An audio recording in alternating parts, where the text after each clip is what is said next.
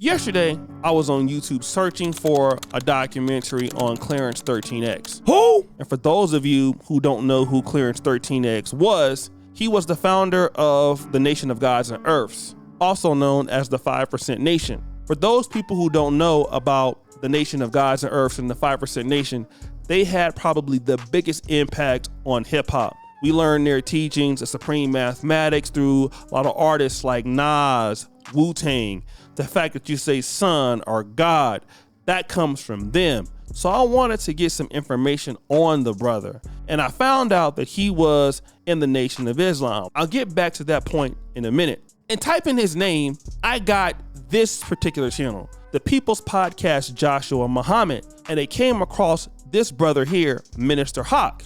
And Minister Hawk was a member of the Nations of Gods and Earth in New York. He left to join the Nation of Islam when Minister Farrakhan was just a national speaker of the Nation of Islam, but the Honorable Elijah Muhammad was still living and ruling over the Nation of Islam. But that part of the video is not so interesting to me.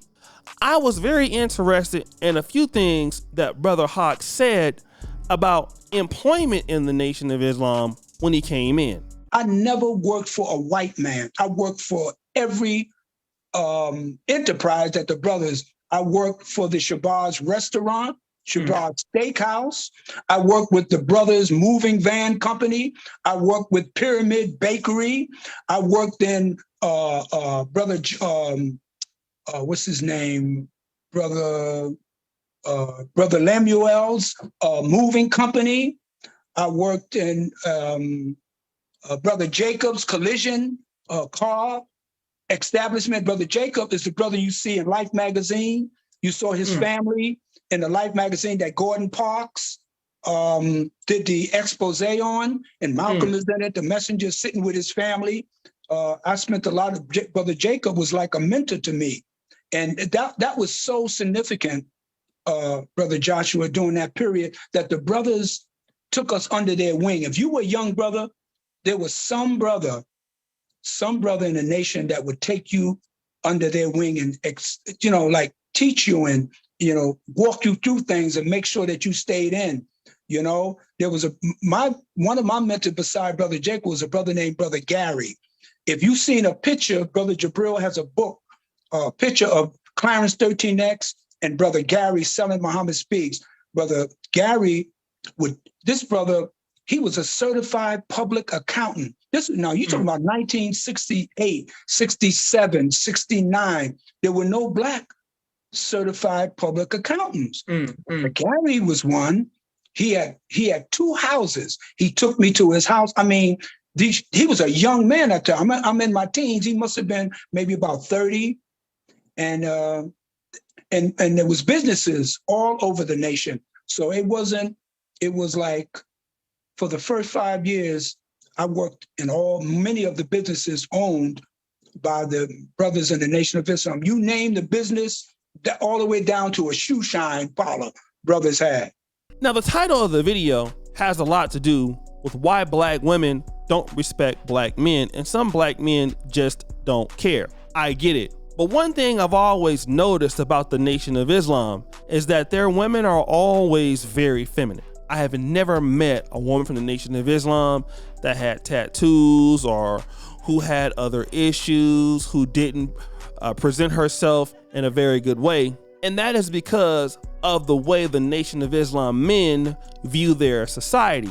And this is what Brother George is going to talk about right now. I want to talk to the family today about the Black community briefly and about what is considered a high value man. Now, all across YouTube, you're hearing conversations being had about this high value man. And the problem that I have with it is when you're dealing with Black people in our community, I don't think that you can compare us to other groups. Based off of what we've been through and how dysfunctional our culture has become as a people. The roles of the Black community has been switched in so many different ways. What is a high value man? If you're gauging high value based off the standard of a white man, when the white man has been in power, so many of our men are in position of being workers, not owners of their own communities, not owners of their own industries. So the question that's being asked now is, what is a high value man? Because you have certain groups of men in Black YouTube that's created this criteria for what a high value man is. And they're saying a 6-figure earner. He has his, his own house, he's basically doing his own thing. But my problem that I have is these other men of other ethnic groups, when they're high value men and they're 6-figure earners, they have their own communities, they have their own businesses, they have their own industries. They're in control of their women. They're in control of their communities. The Black man, he's not in control of industries, his own industries. He's not in control of his own communities. He's not in control of his own politics.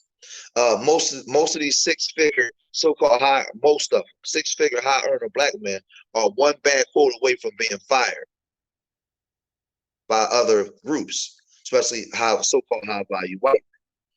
So for me, a high value Black man that come from the communities that we come from is a father. He's a protector. He's a provider. He understands nation building, community building.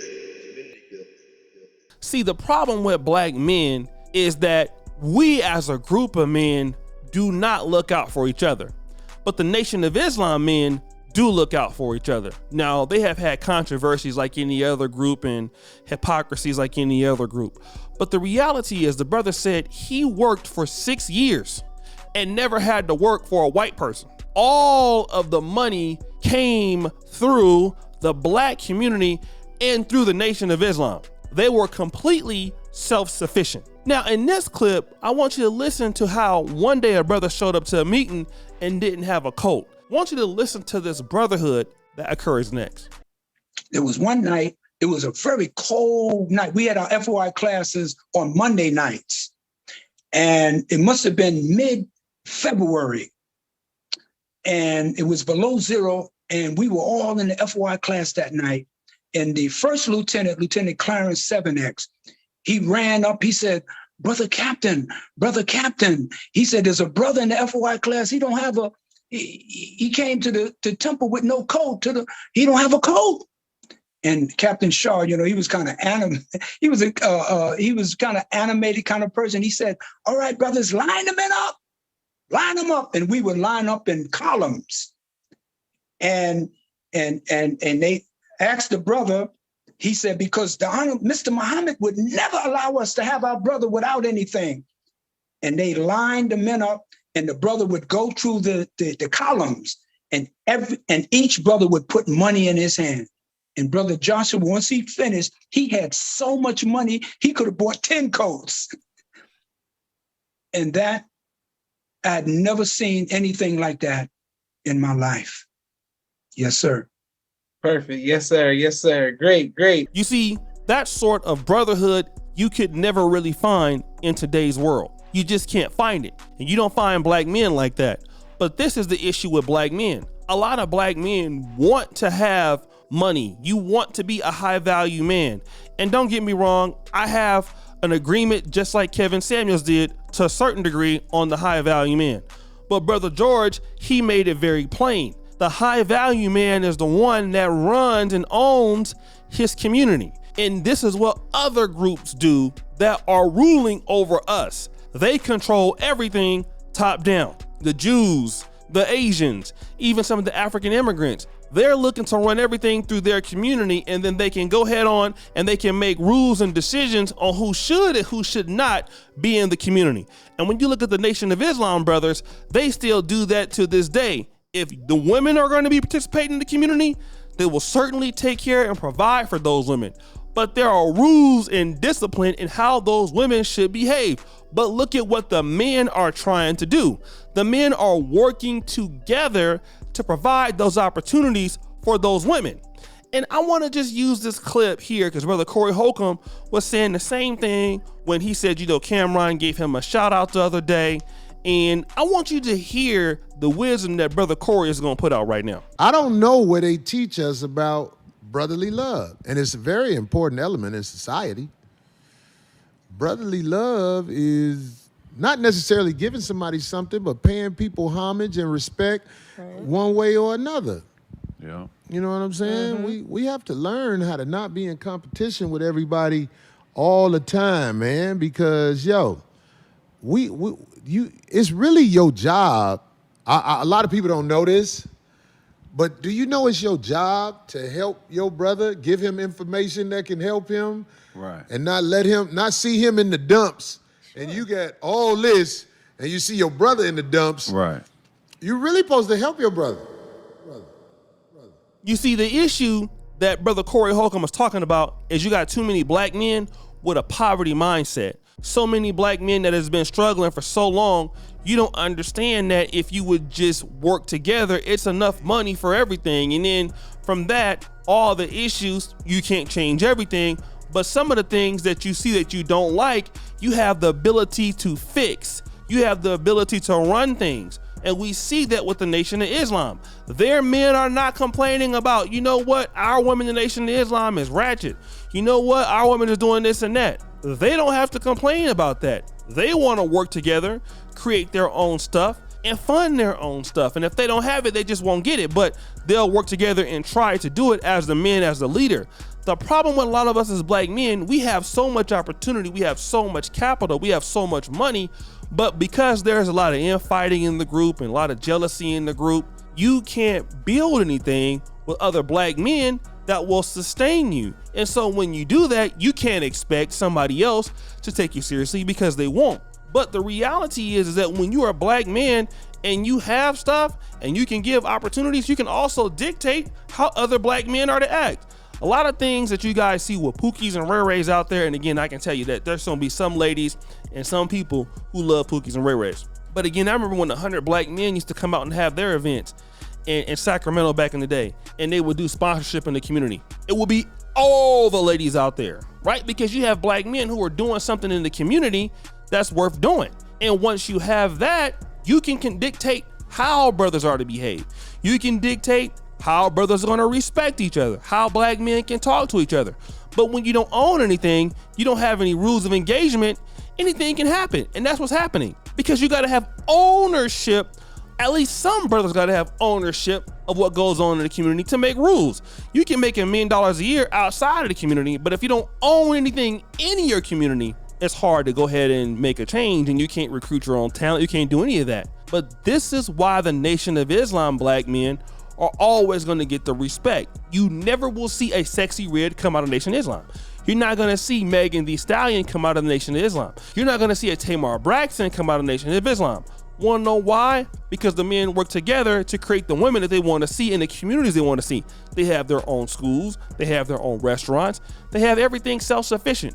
What is stopping the black men, and many times I will say this, a lot of black men usually be a lot more educated academically and more skilled and qualified than some of the brothers in Nation of Islam, but you're not educated in the knowledge of self. So you think your knowledge is about what you can do in the academia world and what you can do earning in the economy.